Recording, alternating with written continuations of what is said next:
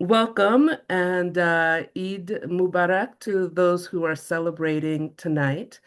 My name is Asari Beal. I'm the executive director at Teachers and Writers Collaborative, and it's my great pleasure to host tonight's poetry reading with four amazing New York State Youth Poets Laureate.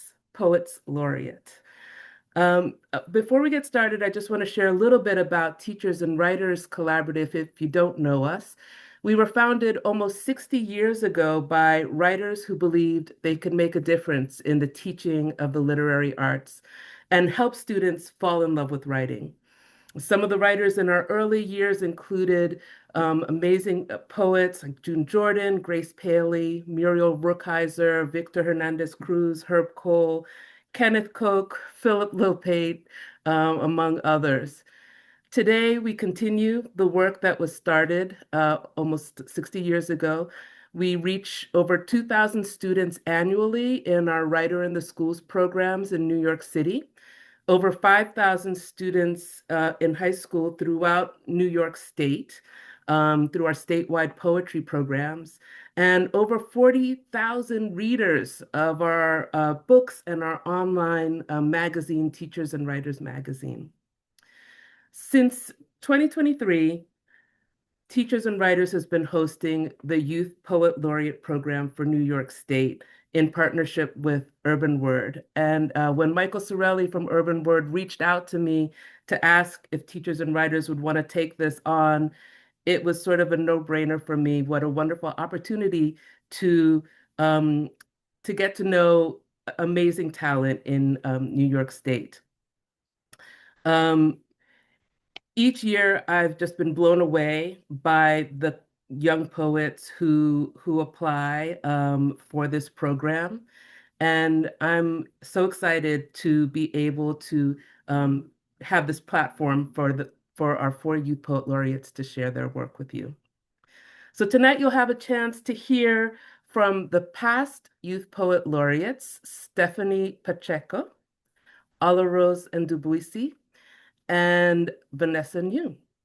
And you'll also hear from the 2026-2027 Youth Poet Laureate, Hana Tsai.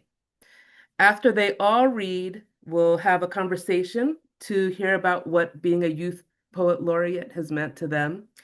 And then if there are any questions, please share them in the Q&A section on your Zoom menu, and we'll try to work them into the conversation. So let's get started. Now, little did I know when we took on the Youth Poet Laureate program that we would inaugurate it with a powerhouse of a poet, Stephanie Pacheco. When Stephanie applied for the state laureate position, she was already the New York City Youth Poet Laureate. And after her year as the state laureate, she went on to become the National Youth Poet Laureate, which is, I think, a testimony to her talent. Stephanie is a poet in New York City and recently released her debut play. So this is a multi-talented artist we have here. Stephanie, will you grace us with your poetry? Absolutely. Whoa. Thank you so much for holding this space. This is so gorgeous. I can't believe we're this far from the inaugural. It is so crazy how time flies. And it's so crazy knowing that there are people that have watched me grow up on the stage and through my words. I have two poems today. This first one I've been enjoying recently. It's been bringing me and my folks some joy. This is an appreciation for the women and girls in my life and globally, of course, all the femmes that power entire countries and often go overlooked. And so this is for my girls, for my ladies. The girls in my life are made out of stardust and moonshine. Kanekalon braids and acrylic nails, slick edged, slick mouthed girls that talk back. Girls who nod but don't bow. bite hard on hands trying to cover their mouths, loud girls who clack their gold bangles in the face of what tries to silence them, carry blades under their tongues for safekeeping. This is for the girls making homes out of pillaged lands, made of olive branches and dry seasons. Golden soil and sunny skies, girls who carry countries on their hip and raise their prayers to the sky, who sit still but don't listen. Oh, and you know how girls are, always praying, always feeding babies even when they are not their own. I come from hood gods, neighborhood caretakers, mothers, making villages out of pieces of their own body. This is for the daughters raised by famine, starving bellies looking to the sky. What they be saying these days? I'm just a girl, so I carry my lip gloss next to my book, next to my shotgun in my purse. Keep my audacity next to my nerve. I'm just a girl, so I don't die easy. I'm just a girl, so watch how I don't die. This is for the girls who know that to be a girl is not to bleed. For all the girls building their girlhood from scratch, who handpick their lovers fiercely and unashamed, who dye their hair the color of their love. For the girls with fitted caps and the girls who love girls with fitted caps. For the femme queens, for all the inventors of femme, for everyone moving with their hands and leading with their hearts, for the girls whose bodies were broken in too young. Tell the machete this body does not belong to it. They will try to earthquake the land of your body into fault lines, bury the fruit of your olive branches, pull your body from the sky when they do. Remind them to never forget their maker. This is for every single one of us who look death in the face and say no.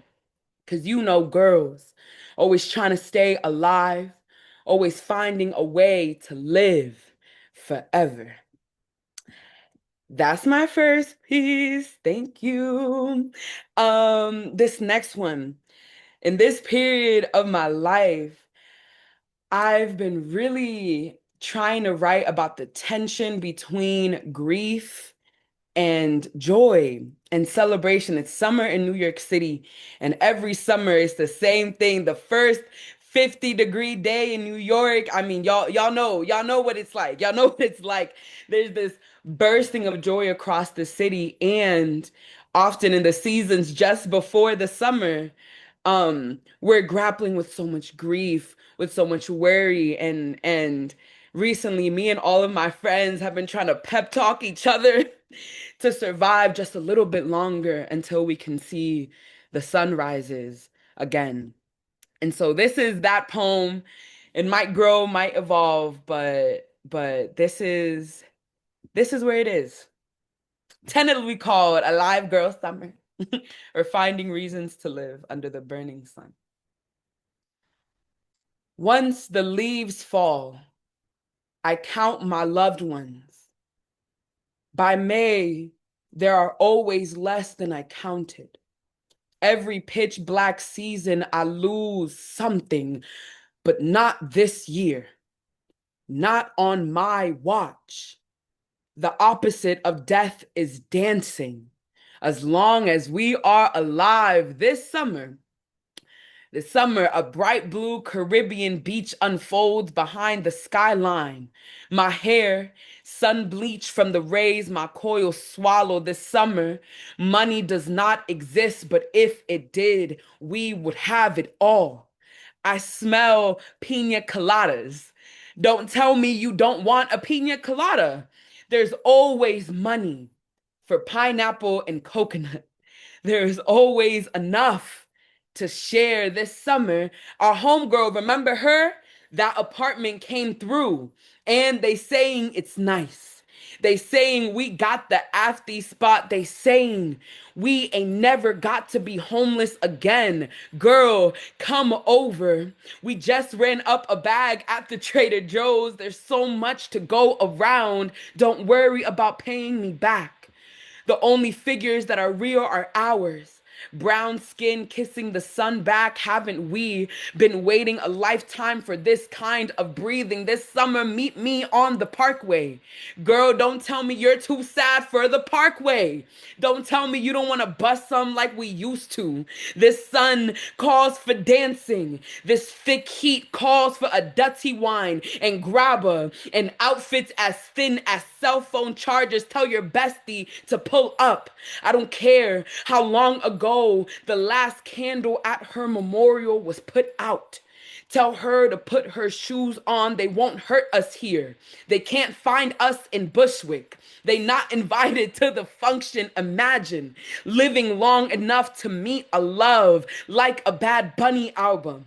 Like, mientras uno esté vivo, uno debe de amar lo más que pueda. Imagine a scent trail of everyone you didn't know was going to love you, following you everywhere your kitten heels clack. Let's buy out the rainbow on the Ave.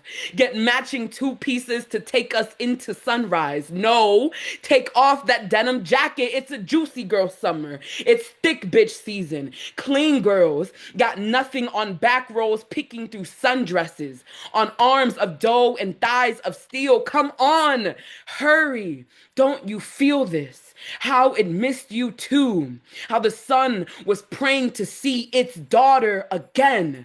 As long as there is breath or slim concrete kid hope to feel our grieving lungs, the season goes on. They say we don't live long. They say we disappear before the sun does.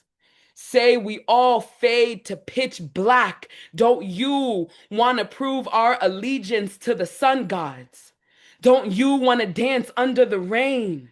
Worship the sky for one more lap. Don't you want to love? You haven't experienced love just yet. You haven't been melted ice cream on a lover's hand. You haven't been fresh air breath and blackened lungs. Come on. Come stay alive long enough for the afties. We're reading poems around the bonfire until the stars fade to yellow. We party because we almost did it, because we refuse to die without a dance.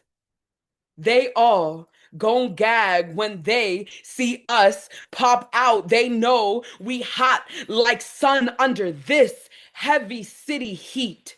I haven't felt this alive in years. Thank you so much. That was great. Thank you. So many wonderful moments in there. I feel like I need to hear that again and again. Thank you, Stephanie. So, Stephanie kicked us off. She was our first New York State Youth Poet Laureate.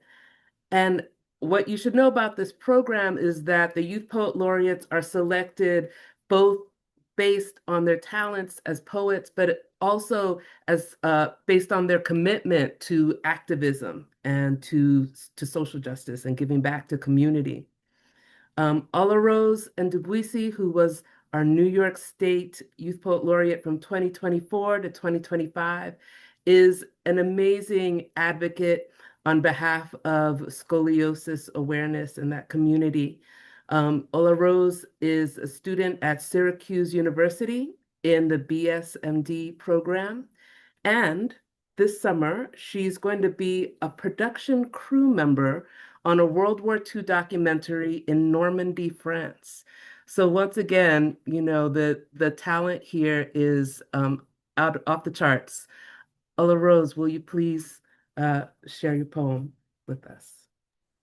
Thank you so much for your kind introduction, Miss Beal. Good evening, everyone. My name is OlaRose Ndubuisi, and I'm the 2024 to 2025 New York State Youth Poet Laureate. Today, I'm going to read one poem titled The Joy That They Locked Away. I really enjoy writing poetry that uplifts racial minorities, especially Black people. I also love occasionally writing poetry that's inspired by different types of media. This poem in particular is inspired by the 2021 documentary Summer of Soul by Amir Questlove Thompson about the Harlem Cultural Festival, which was a beautiful celebration of Black music, culture, and pride. The Joy That They Locked Away by OlaRose Ndubuisi. The sun shattered the boy's glasses with the precision of a scripture passage and the power of a gospel singer's voice, reminding him that happiness was a choice.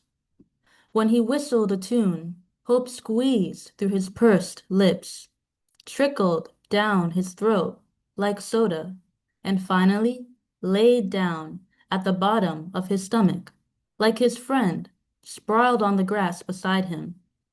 Summer lulled the winter in his soul to sleep, hoping that the raging storm of fear would cease. The boy was drowning in a tumultuous black ocean. Roars of laughter were swept left and right by the wind. He was submerged in song, his presence bubbling at the surface. He could only come up for air, announce his existence, whenever he sang in the brief silence or clapped off beat. Otherwise, the crowd was one voice, singing for one reason, to be heard. The boy accepted that he was lost at sea. He didn't want to be saved by a ship captained by the white man. For today only, every time he stamped his foot on the ground, dancing to the drumbeat, he made an imprint on American soil, and America didn't make an impression on him. The boy felt safe around so many people that smiled like him. He gazed at the women and looked up to the men. Look at the trumpet player, his friend exclaimed, pointing at the woman on stage, readily awaiting her moment to play. When she held the brass instrument to her lips, joy erupted from the valves she pressed with her fingertips. The music coursed through the children's bodies and electrified the ground. Hope was sound. To witness a black woman play the trumpet was to hear the sun demand to be seen in the dark. Today, the sun shone brightly over Mount Morris Park. The shouts of joy that resounded at the festival sounded like black pride, elevated on a pedestal. A variety of instruments crossed genres to inspire a spiritual revival. Artists refused to tarnish their lyrics with labels and with color taint their sound. They spread love to the hearts where sadness was found. Mahalia Jackson sang Take My Hand, Precious Lord, Dr. Martin Luther King Jr.'s favorite song. Nina Simone's piano playing reminded young and gifted black kids to stay strong. B.B. King sang the blues, resonating with people of varying hues. Stevie Wonder's fingers jumped from key to key, as fast as squirrels climbed up trees, just to see him sing out his pleas. Seemingly overwhelmed by the spirit, they were all simply looking for a way forward. On July 20th of that year, a monumental moment arose that loomed over historical statues. The first humans landed on the moon. The story of success, carried by an eagle, spread throughout the world and into the ears of the people. Some black people at the concert were not interested in outer space. The Harlem Cultural Festival was their own moon landing, their journey to another planet of unfettered celebration. Why would you go to outer space when you could see a red planet dripping in cold blood without leaving Earth?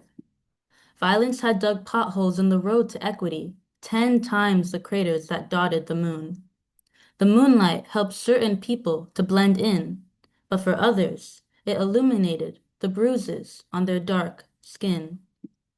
Some danced under the lunar spotlight for so many hours that the cries of black people sounded smooth like the melodies played by a saxophone in a jazz club, instead of jarring like a clarinet played with a chipped reed. Even today, it is difficult for earthly conflicts to remain a priority when telescopes are used with the ambition of a dart flying toward a target, and weapons are marveled at like a clear shot of the moon.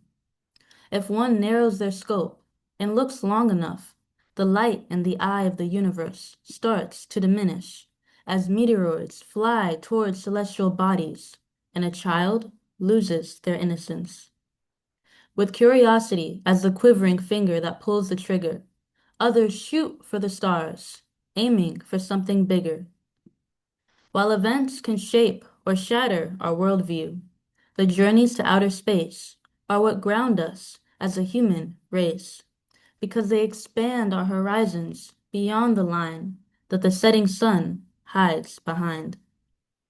They remind us that although we are small beings, together we can radiate a light so bright that we feel beautiful and seen.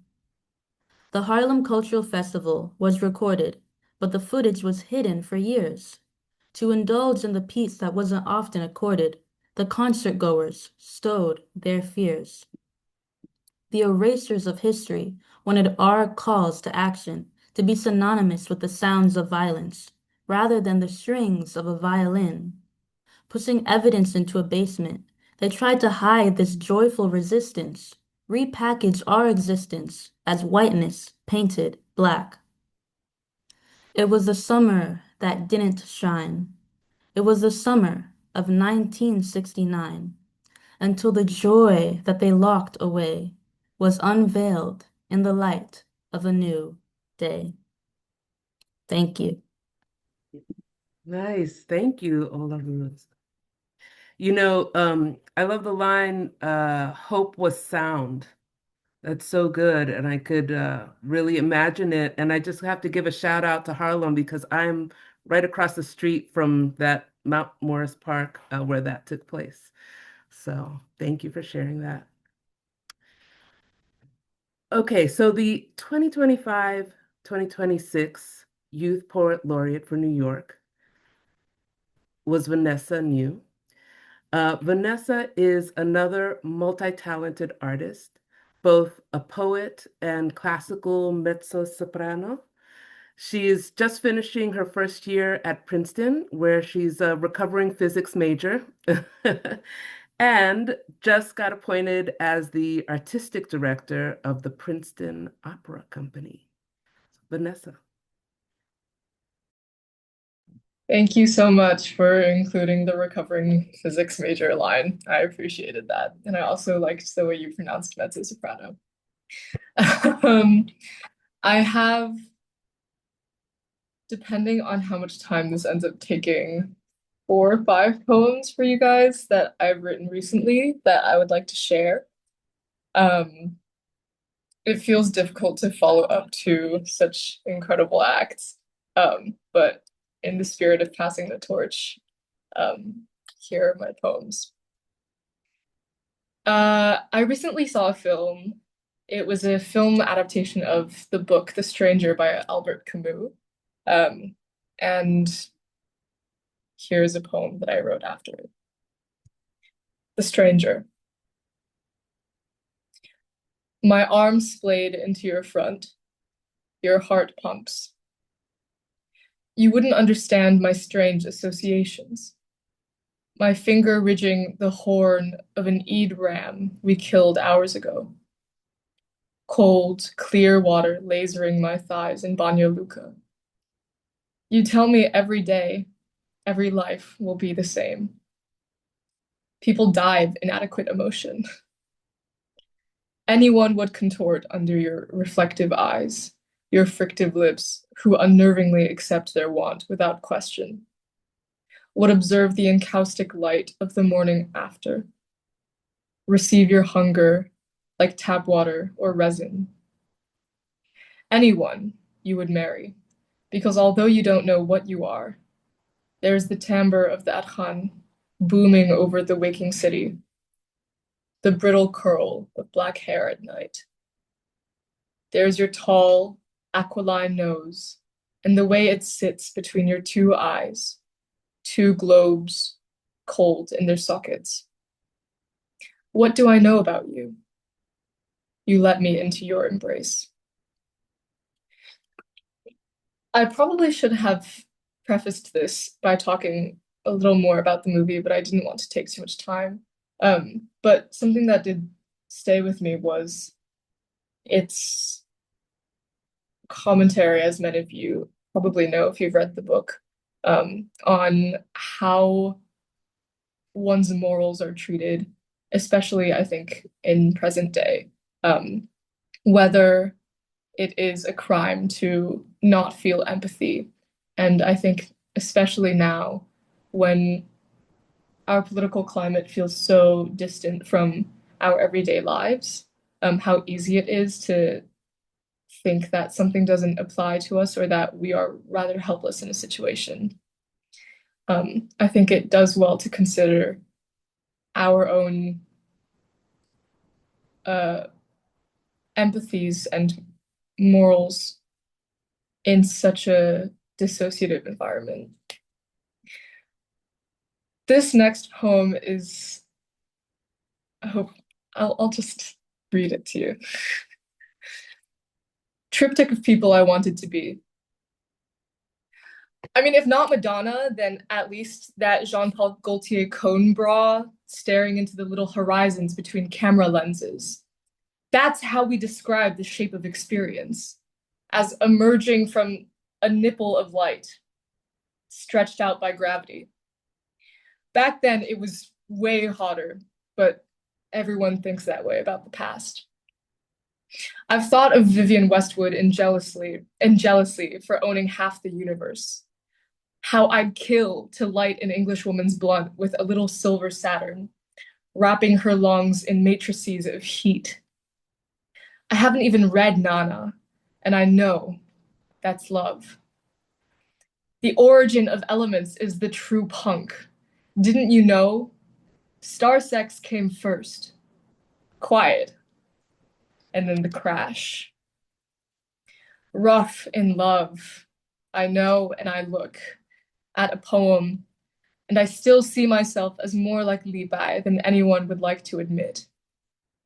Underwater, the universe seems contained, with observable vertices.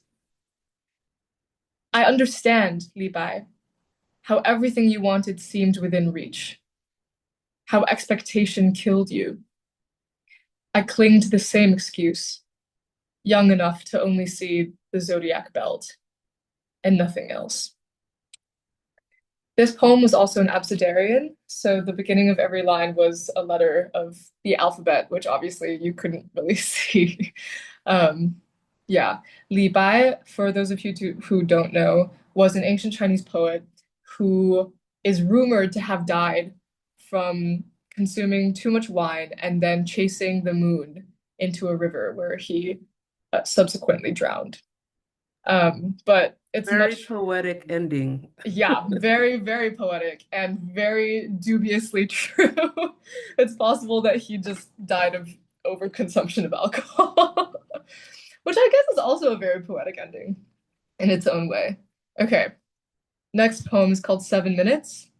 It is written after a photograph that I saw that was undated and untitled, that was in black and white, but was located somewhere in Xinjiang in China. It was a photograph of a man about to be executed. 7 minutes. Out of the ripped part of a photograph, an arm sprouts, holding a small silver pistol, cocked at a man's temple. He's got his hands behind his back and a rectangular hairline like my mother. A soldier is casual clothing, a splat of flesh on the deserted street.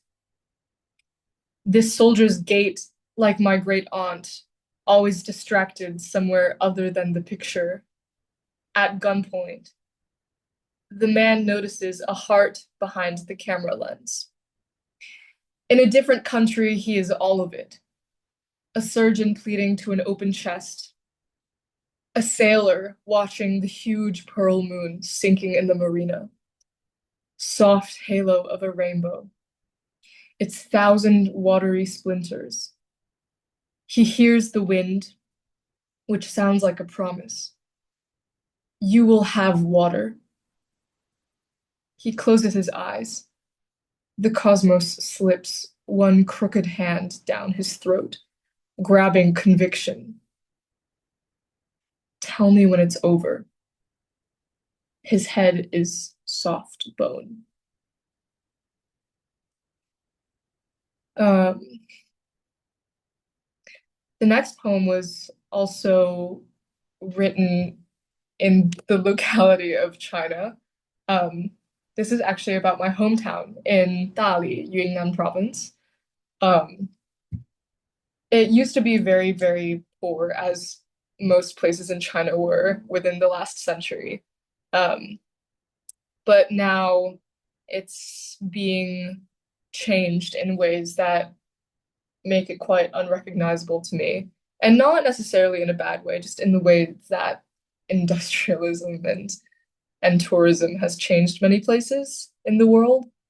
But um, this is a very nostalgic portrait for me, and I think a testament to how strong literature is in containing human memory. Postcards from a young alien in Dali, Yunnan. Summer slips away into some secret fifth season. Your ma is cutting lettuce to pickle it, so you've got more time than anyone in the world. A girl has sun-stained skin, peach-colored palms, and wit for days, and God, aren't you lucky because she calls you outside to play cat and mouse with her. The entire gated community, a labyrinth of rubble dunes, doorsteps shouting skewered beef and deep-fried mint, pungent little canals, gold-red couplets pasted on doors, the game's domain. Creaky Fords and dust-covered BMWs are the safe zones, sprawling out like a flat stomach or a strip of lightning, the way she pushes her cold hands up with friction up your ribs. Yeah, you the cat, you her xylophone. You look at her head of hair, a ripple of night, the searing noon sun. You in an alleyway damp with shadows. She puts your hands on her glistening forehead, pulls your arms like a wishbone or a high fever you never come out of. You get home and Ma smells her on you, scrubs until blue blooms across your skin, chinoiserie or an autumn morning. Okay, this is my last poem. It's very, very short. It is an imitation of a poem by Liang Li called The City in Which I Love You, specifically the last few stanzas of this poem. I highly encourage anyone who hasn't heard of this poem to go and read it. Liang Li is an incredible wordsmith. Which is to say, there is a heat that absolves me of my alien. The red of pulsing fat around bone in you where my excellent call goes. The moment I stop hearing its echo, the city is in superscript above the city. Some blood in the canal, some river in animal veins. I swear this flesh is tender, open as it is. Your evening lights, I cannot keep myself from love. Thank you so much. Ah, that was so lovely and intense. And I just wrote down these lines because I really loved it from the first one, the stranger one. What did I know about you? You let me into your embrace. Oh, that's so good. Thank you. And now it is really a pleasure to introduce Hana Tsai. Hana is our latest Youth Poet Laureate. Yay! And yeah, we're just so happy to have you join this amazing cohort of poets. Um, Hana is a junior in high school. She loves writing poetry, has been playing the violin since she was 4 years old. And yeah, is another shining light added to this constellation. So welcome, Hana. Thank you so much. I'm so excited to be a part of this cohort. And it's crazy how my first event I get to meet the three other New York State laureates. It's insane. It was amazing to meet all of you. I got to speak to each of you before this webinar started. So not much ado. I have three poems I brought today. The first two have to they were inspired by my mom. I feel like me and my mom are super close, and there's another connection that I am trying to get out with her through my writing a lot of the time, and through just cultural inheritance throughout my entire family. And the last one is special to me because I'll get to it later. Let me read my first two first. Sejetar. In Seoul, the hallway fills with the sound of a grandmother's muffled sobs. They are her prayers unanswered. Sejetar, we named the third daughter, the child who should not have been a son, her name chosen for the brother who had not yet come, written for someone else, before she could speak it herself. They dress her so well, so no one will pity her mother. They line her up with her sisters, each photograph proving grace taught into their spines until he was born.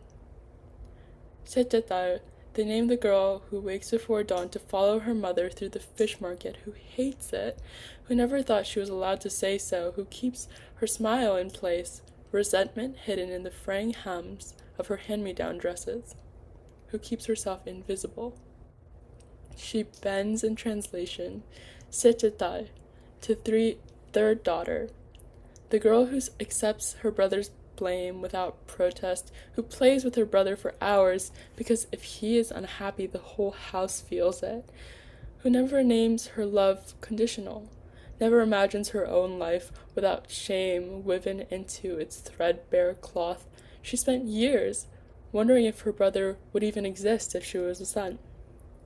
Sejetar, she feeds everyone else first, measures herself with her parents' pride, savoring the scraps of praise they leave out on a cold plate. Sejetar, we name the woman who carried the blame for every scraped knee, every unanswered prayer, who never learned to put it down, who still, at 40, at 50, takes the blame first before anyone has thought to give it. She likes being a woman. She was just never taught how to love being one. So, if you can tell from my poem, my mom, she's the third daughter in her family, and this was a time in Korea where it was seen as very pitiful if you only had daughters in your family. You really wanted a son to carry on the family name. That's what gave family pride. So after having two daughters already, her parents were very disappointed to have another daughter afterward. I know, so this is coming from a time where they wouldn't know the gender before the baby was being born. So, and I think she's carried that on her back as a burden throughout her life, and in that way inherited the shame of being born daughter, as if she even had a choice. And this next one also has to do with something that she was born with. She's left-handed, and also in Korea that was totally not welcome. They, at school, would force her to use her right hand, and I always wondered why being right-handed was dominant, something to do with her genetics, but it's also built into our culture now. So this is On Left Hand for my mother. The world does not accommodate her. She was born this way, a secret she crumpled into her left palm, a small tool of rebellion. Her teachers corrected her posture and floated her pencil from her left hand to right. They labeled her stubborn for refusing to cross over, lining her up with other wrong-handed girls. They were told to watch one another, two mirrors gone slanted. At home, her mother dialed the principal, "Can't you let her be?" Still, the pencil shoved into her right hand, stiff and foreign as a lie.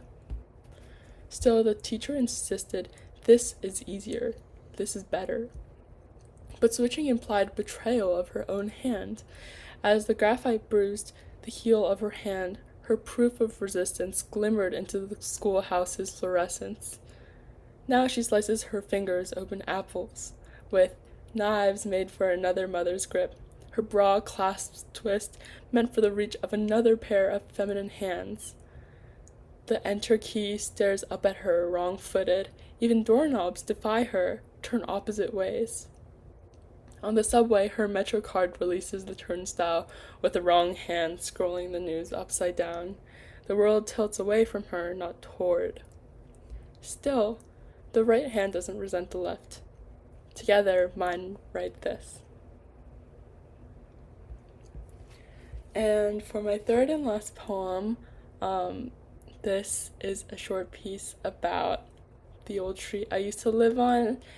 I was a very sentimental kid. I only moved away from this street, 77th Street, when I was 6 years old, and I'd been living there since I was born. But my parents, when they told me we were moving, I was like, I've lived here my whole life. How could you do this to me? I was 6. But so I was very sentimental, and I wrote this piece just thinking back to how much I love this street.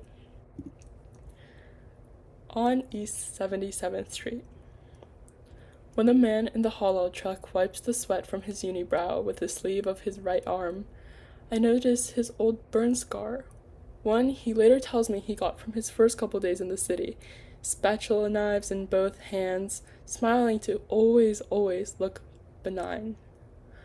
Listening to every order, repeating it to be sure, leaning into the grill's anxious hum, he looks down at his apron, a map of grease stains glistening in the sunlight. He can't help but dream of shredding into the dry cleaners across the street, just like any other American, securely. Instead, he picks at his calluses, waiting for the lamb to brown, knowing that dreaming doesn't do what it used to. Not anymore. It's so easy to leave bad reviews in the name of Americanized truth. 1 star. Very argumentative, rude, confused. Don't waste your money. It's harder to see the sweat dangling from his brow or the needles pin-cushioning my seamstress's thumb, now thick enough to absorb each jab. The man sits in a doorway on a sidewalk, freckled with grayed gum, checking on the face of the watch on his wrist, knowing soon his father will come home and they'll share a meal, scarfed down in 10 minutes, maybe less. He'll peel off his hard hat, the armor he uses to feign security, and ruffle the hair matted down to his forehead, still damp from blazing sun sweat. They'll debate whether his daughter is eating well at school, whether she's eating enough. Meanwhile, their stomachs still growling as they return to work, they'll know, even if no one does, this is the most American hunger. Wow, thank you. Thank you. It's really portraiture that you're doing with your work. Amazing, wonderful storytelling. Beautiful. Well, thank you all. We've got a little bit of time left, and I'd love to just take a moment to talk about what it's been like to be a Youth Poet Laureate or just a poet in general, what poetry means to you. So I'd like to start, Stephanie, by asking you, how has being a Youth Poet Laureate shaped who you are and shaped your plans for the future? Um, Being a Youth Poet Laureate was such a whirlwind in the beginning.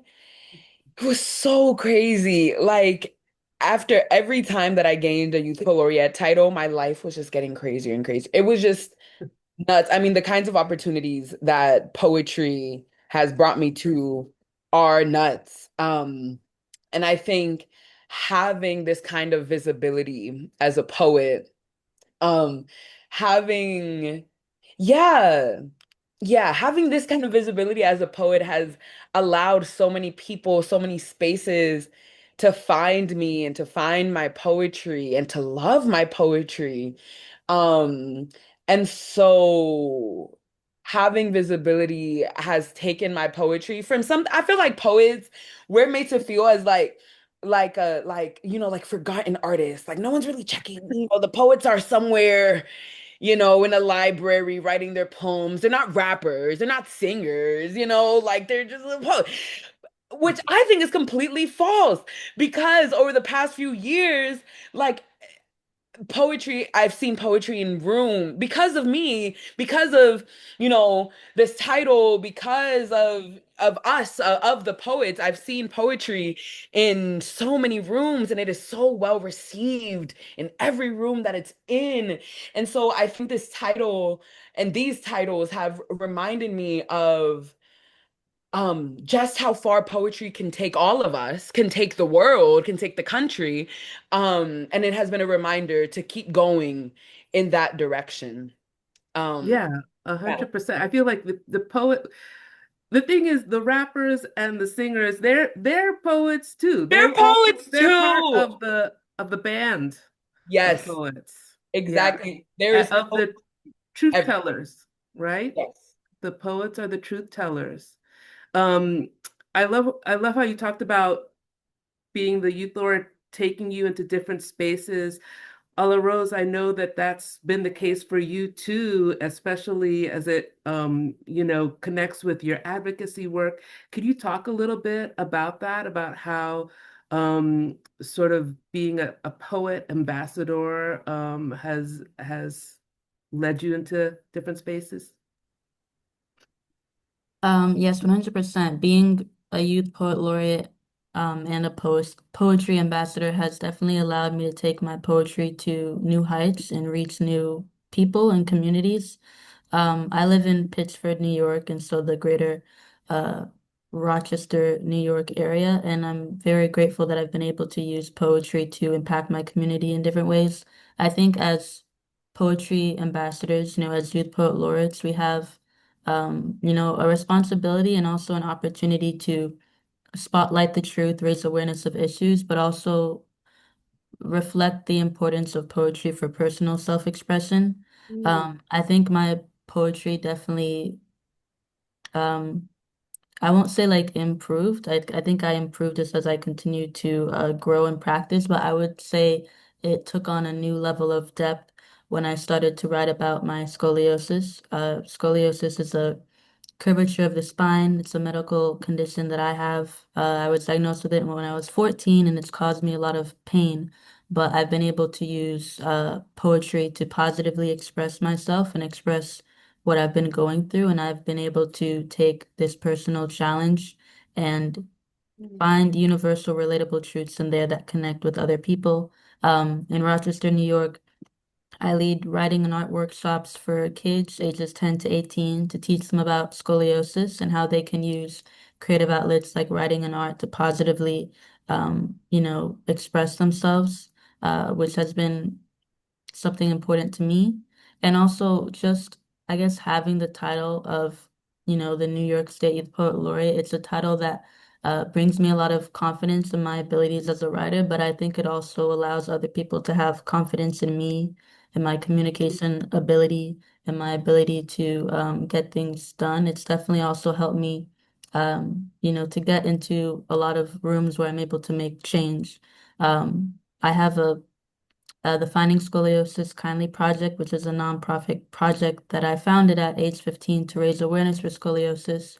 And one of the things that I've been able to do is the mayor of Rochester proclaimed June as National Scoliosis Awareness Month in Rochester, New York, in honor of the work that I did. And I've also been able to meet with other local leaders to advocate for changes to scoliosis screening guidelines. And I think something that helped me to get into that room is obviously my knowledge and experience with scoliosis, but also definitely the New York State Youth Poet Laureate title because they've been able to see my poetry on scoliosis and how I've been able to use that platform in my poetry to connect with others. Yeah, that's so amazing. I love how you talk about it opening these doors for you. And I also really like what you said a little bit earlier about poetry as sort of this tool for self-reflection, self-examination. And sort of on that note, I'd like to turn to Hannah and ask you, um, you're just at the beginning of your journey as the Youth Laureate, Hmm. but you've been a poet. You're a poet, Hmm. and so what does it mean to you to be a poet? Um, how does how does your identity as a poet sort of figure into your the way you think of yourself and Hmm. move in the world? I think writing poetry has given me a lot more agency on what I notice that is going around me, Mm, and what I choose to write and put out into the world to share about. If the two poems about my mom today I read, I learned a lot more about my mom just writing those, asking her a few questions, um, learning about her experience. And I'm sure there's so many people, not just, I've actually talked to a friend about this before, about how she's the oldest daughter. She has a few younger siblings, youngest one is a son, and she absolutely hates her family dynamic. And I know that these poems can relate to so many different people and it could call to them. So being a poet, I think, is just another mechanism for communication for me. You mentioned earlier that I'm a violinist. I think that advocacy and communication through art is one of the most powerful things because that's what really touches us as people and humans. Um, and so through music, writing, art, whatever it is, I think being a poet to me means being able to share the small details that you wouldn't think other people would notice. mm. Oh, that's beautiful. Thank you. And so the last question, and then Josh is standing in the wings to let me know if there are any more questions that have come through the Q&A. No? Okay. So then my last question is for Vanessa. And I think that this is like a perfect question to like round this out with. Um, you are making your way in the world as a poet. You're quite accomplished. What advice would you offer to a young writer? Maybe like somebody five, five or years younger than you or something who's just starting to sort of tiptoe their way into the world of poetry and explore and experiment. What advice might you offer somebody? Because I just want to say this, what you all do, what you've done tonight, and recognizing that the work you've read tonight is a culmination, right, of many, many hours of work.